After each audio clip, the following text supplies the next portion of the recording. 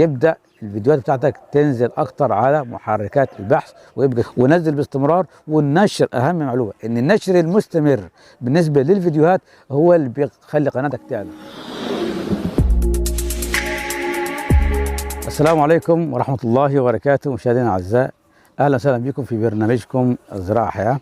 في لقاء النهارده هنتكلم عن حاجه مختلفه شويه عن لقاءاتنا في كل مره، الا وهي الربح من اليوتيوب والزراعه. فيديوهاتنا الزراعيه اللي احنا شغالينها او اي فيديوهات في محتوى اخر، طبعا اغلب انا يمكن الموضوع ده اللي لفت نظري، يعني ان كل اللي يخش مثلا يقول لك لا اصل ده شغل يوتيوب او ده شغل مثلا نت، يعني معناها ان الكلام مثلا ده مش مهم او كلام كده. مش كل المحتوى اللي بيتقدم على اليوتيوب محتوى مش مهم، زي ما في محتوى مش مهم في برضه وحياة هلس يعني كده، في برضه حياة مهمة جدا وحياة بتفيدك جدا. فبالتالي مثلا احنا بالنسبة لفيديوهاتنا الزراعية مثلا بنقدم عندنا قوائم تشغيل متعددة في القناة من جوه، ويشرفنا طبعا بالمناسبة اشتراككم يعني في القناة وزر الجرس عشان تصلك كل فيديوهات جديدة. طبعا احنا بنقدم هنا عندنا قوائم تشغيل متعددة، فعندك مثلا اللي هو بنتكلم في قائمة عن خاصة عن المانجو، محصول المانجو، وفي قائمة عن قصب السكر، وفي قائمة عن مرض السكر تشغيل، وفي قائمة ثانية أخرى عن وصفات طبية وعطرية، وفي مجموعة أخرى من القوائم لسه بنعمل لها إعدادات يعني إن شاء الله، على أساس إن نشتغل فيها بفضل الله كفيديوهات أخرى برضو تابعة لمجال الزراعة. ولكن اللي حبينا ننوه عنه في الفيديو ده النهارده بتاعنا بالنسبه للربح من اليوتيوب. الحمد لله في ربح من اليوتيوب، في ربح كويس طبعا، بس اهم حاجه يكون المحتوى اللي احنا بنقدمه محتوى مفيد. وفي فيديوهات اخرى طبعا يعني حدث ولا حرج، ما فيش اي فايده منها. ومثلا الفيديوهات بتاعتي هي كالاطفال مثلا، في فيديوهات برضه مفيده منها، حاجات تعليميه بتفيد الاطفال، وفي حاجات تانية بتضيع الوقت على الفاضي. فكل واحد طبعا بيحاول يستغل يعني الثمره دي، ياخد الجانب الايجابي وبلاش من الجانب الاخر اللي هو ما بنستفيدش منه. ده بالنسبه لموضوع الربح في اليوتيوب. لكن هو كموضوع مربح، مربح، وحسب شغلك وحسب نشاطك وحسب مجهودك. يعني انت مثلا الاهم شيء وفي الاساس انك بتقدم معلومه. يعني انا في البدايه يعني وقت ما عملت القناه ان على اساس ان عايز اقدم معلومه للناس او عايز اقدم فايده، او انا عندي اصلا حب او شغف التصوير، اني اصور مثلا، وبحب احتفظ دايما بالفيديوهات بتاعتي اللي انا بصورها سواء في العمل او سواء في الحياه. دايما عندي حب او شغف التصوير، فدايما يكون هدفك الاساسي انك لما بتصور فيديو مش عشان موضوع الربح من اليوتيوب، ولكن انت كل هدفك في الاساس انك عايز تقدم خدمه عامه للبشريه، مثلا بتفيد بها، عندك معلومه في دماغك او عندك مجال معين شغال فيه بتحب توصله للناس او تفيد الناس بيه، سواء كان في الطب بقى، سواء كان في الزراعه، سواء كان في اي مجال من مجالات العلوم المختلفه، سواء كان في التدريس مثلا في المواد الدراسيه المختلفه. ايه المانع او ايه المشكله انك طالما انت عندك الامكانيه والقدره انك تدي، عندك عطاء، مفيش اي مشاكل، سواء كنت مثلا معلم او كنت ايا كان مجالك، انك تفيد الناس. ده كان فيديو بتاعنا عن الربح من اليوتيوب، وطبعا خطواته بتخش انت على اليوتيوب وتشوف طبعا الفيديوهات المختلفه في القنوات المتعدده.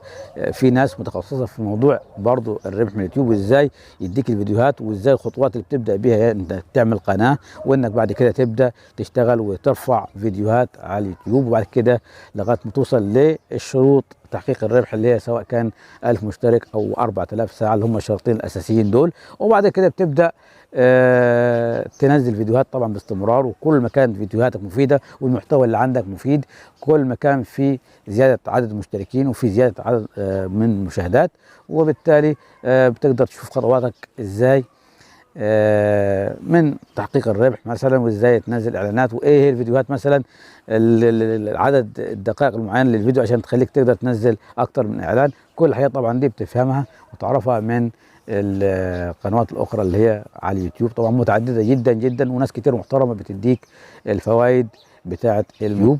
هو موضوع مربح، ولكن ما تنتظرش او تخليه هو الاساس بتاعك اللي انت مستنيه. يعني ما تنزلش الفيديوهات بتاعتك ومستني النهارده مش بالشكل ده. لو انت مستني انك الموضوع هيجيب لك فلوس بين الليله والنهار، لا طبعا. موضوع الربح من اليوتيوب مش هيديك الارباح من بين الليل والنهار. لا، انت لازم تتعب ولازم تعمل محتوى. وزي ما قلت لك ان في ناس اصلا طبيعتها كده، يعني هو الموضوع مش تعب بالنسبه له او مش جديد عليه، هو كده كده بيصور، هو كده كده كده يعني عنده فيديوهاته او عنده معلوماته والمحتوى الجيد اللي هيقدمه للناس والناس هتستفيد منه. دي النقطه الثانيه. يعني لو كنت عايز تعمل محتوى وعندك محتوى تمام، ولكن ما تنتظرش انك النهارده او خلال الاسبوع ده او الاسبوعين او الشهر الجاي مثلا هتقبض. انت نزل واعمل فيديوهاتك ونزل باستمرار. والنشر، اهم معلومه ان النشر المستمر بالنسبه للفيديوهات هو اللي بيخلي قناتك. في قنوات كبيره ولكن لو ما نزلتش باستمرار فيديوهات او حددت وقت معين، مثلا الساعه كذا، مثلا مرتين في الاسبوع على الاقل، مرتين في الاسبوع، ده بالنسبه للقنوات اللي هي شغاله. لكن بالنسبه للقنوات اللي هي جديده، حاول كل يوم بتنزل فيديو عشان يبدا الفيديوهات بتاعتك تنزل اكتر على محركات البحث ويبقى فيه استفاده من الفيديوهات بتاعتك، ان القناه تبدا تنتشر وتبدا تشتهر. وطبعا بتنزل على مواقع التواصل المختلفه، سواء كان الفيسبوك او الواتس او غيرها من المواقع المختلفه، انك بتنزل فيديوهاتك وتعمل لها نشر. تمام.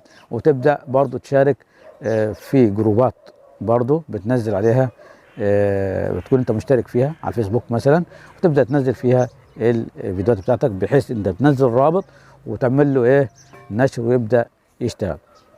ده الربح من اليوتيوب. موضوع مش صعب، ولكن لا تنتظر النتيجه بالليل والنهار. لا، يعني انت اعمل اللي عليك وقدم محتوى جيد الناس تستفيد منه، وانت بفضل الله هتستفيد. لكن موضوع ان مثلا انا اروح اشترك في قناتي واشترك في قناتك ومش عارف ايه والكلام ده، برضو دي حاجه ثانيه برضو. او انك تنزل محتوى يعني مش جيد، فبالتالي مش هيشد الناس ليه، وبالتالي مش هيكون في عندك ارباح. ده فيديو بتاعنا النهارده، ان نكون قدمنا ولو معلومه بسيطه عن موضوع الربح من اليوتيوب، وان الفايده، حاول تعرف ان الفايده اللي بيقدم لك اي حد من الناس اللي هي على اليوتيوب، تاكد ان اللي بيقدم لك المعلومه ده عايزك تستفيد، لان هو عايز يستفيد، هو عايز يكسب ناس، فبالتالي هيقدم لك افضل ما عنده من معلومات او من محتوى. ده كان الفيديو بتاعنا النهارده، نتمنى انه يكون عجبكم. ولو عجبكم يا ريت تدعمونا باللايك والشير ونفعل زر الجرس عشان نستفيد او يصل لك الفيديوهات او الاشعارات على كل فيديو على طول.